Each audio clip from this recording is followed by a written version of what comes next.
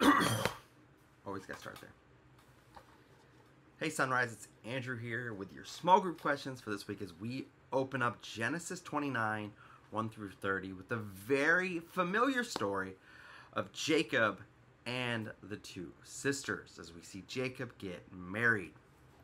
So as we turn in our text here, we have Jacob comes to Haran. We have this opening picture of him coming with the sheep all gathered at the well. Again, a picture that should start to mirror in our minds the last time someone entered up in Haran with Abraham's servant. So what are some of the similarities and differences in this occurrence? How is Jacob's coming to Haran different than Abraham's servant, and why is that important? How does that set the stage for what's about to unfold with Jacob and Laban? And so as you think about that, as you think through some of those specifics, it's going to open up for us a lot of thought. Specifically, how Laban initially responds to Jacob. So you have Rachel and Jacob's first interaction. Then you have he goes to Laban, and Laban comes to him overjoyed. But we see it kind of wane. So Jacob stays with him for a month. And then pretty much Laban's point here is you got to do something here. You can't live here for free, and I got to do something because you're family. So what do we make of the difference? Again, how times have changed from Laban's first interaction with the family of Abraham to today, and how that works itself out. And so as our text unfolds, we have this deal that they make. And into this deal is all based on this idea of Jacob's love for Rachel.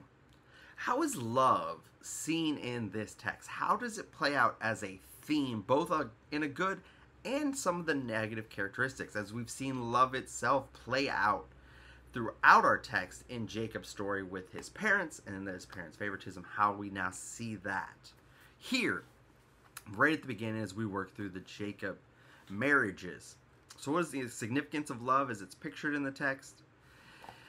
And then working through it, we have the marriage comes to play, and in this text, Laban and Leah, there's clearly a connection here that Leah is involved, if nothing else than as a pawn in this deception.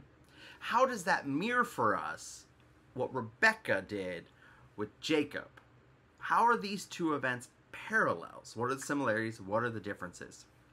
And then into that, how is Jacob's reaction similar to what we saw of Esau? How are these things all mirroring the consequences of his own actions?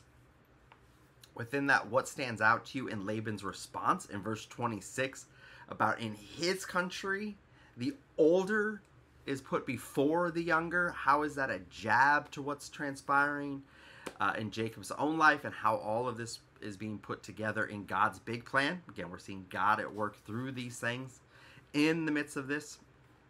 So what stands out from that section?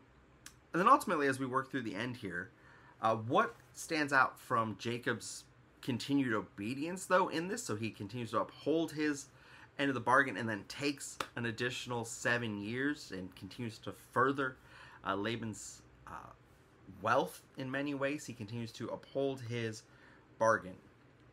And so as you work through this, there's a couple other things at the end. Ultimately, how is God revealed in the whole of this text?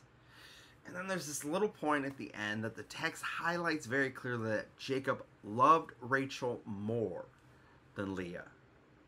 Why is that key in our text to understand the framework of what is going on in these marriages? How does that help us understand the family dynamic that we're about to unpack over a series of chapters within this family?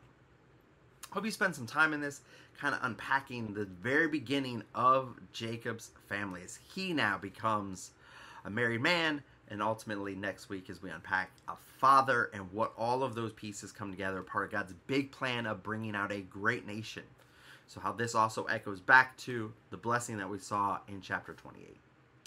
But again, spend some time in the text, really thinking through some of the deep things of what God's at work in throughout the history of his people. Can't wait to worship with you guys on Sunday. See you soon.